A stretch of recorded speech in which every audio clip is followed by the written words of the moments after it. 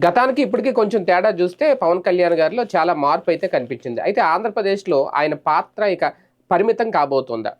ఇక్కడ ఇదే ఒక చర్చ. అంటే పవన్ కళ్యాణ్ గారు వాస్తవానికి భారతీయ జనతా పార్టీతో పొత్తు పెట్టుకొని మొదట్లో ఆంధ్రప్రదేశ్‌లో అప్పుడు పోటీ చేసి 2019లో ఓటమి పాలయ్యి, తర్వాత మళ్ళీ సీరియస్‌గా ఇప్పుడు ముందుకెళ్ళి కూటమిలో భాగస్వామ్యంగా వాళ్ళ కూటమిలో భాగస్వామిగా తెలుగుదేశం పార్టీని మళ్ళీ కలుపుకొని మొత్తానికి జగన్మోహన్ రెడ్డిని గద్దె దించి ఇంత చేశారు. అంటే ఏపీలో, ఆంధ్రప్రదేశ్‌లో ఆయన చాలా కీలక భూమిక పోషించారు. చాలా కీలక పాత్ర పోషించారు. 2024లో 161 స్థానాలు దాదాపుగా 131 వాళ్ళే గెలుచుకున్నారు తెలుగుదేశం పార్టీ.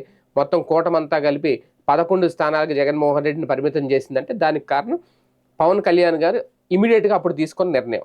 దీనికి ఎవరు అవునన్నా కాదన్నా అది నగ్న సత్యం. ప్రజలందరూ చూశారు. అంత కీలక పాత్ర పోషించిన పవన్ కళ్యాణ్ గారు ఇప్పుడు ఒక్కసారిగా ఏపీ రాజకీయాలు గానీ, ఏపీలో జరుగుతున్న పరిస్థితుల మీద గానీ పెద్దగా స్పందించట్లేదు.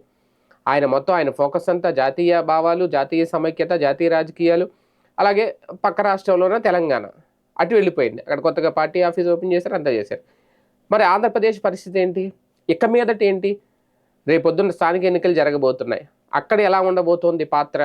అంటే ఓకే ఇదంతా నారా లోకేష్ గారిని సీఎంగా చేసే విషయంలో ఆయనకి బాటలు వేస్తున్నారా? ముందుగానే తప్పుకుంటున్నారా ఆంధ్రప్రదేశ్ రాజకీయాల నుంచి? ఎలాంటి సంకేతాలైనా వస్తాయి నిర్ణయాలను బట్టి. అది ఏంటనేది ఇంక భవిష్యత్తు నిర్ణయిస్తది. కాకపోతే ఆంధ్రప్రదేశ్‌లో ఇక నుంచి జనసేన పాత్ర పరిమితంగా ఉండబోతుందా అనే ప్రశ్న అయితే మొదలైంది.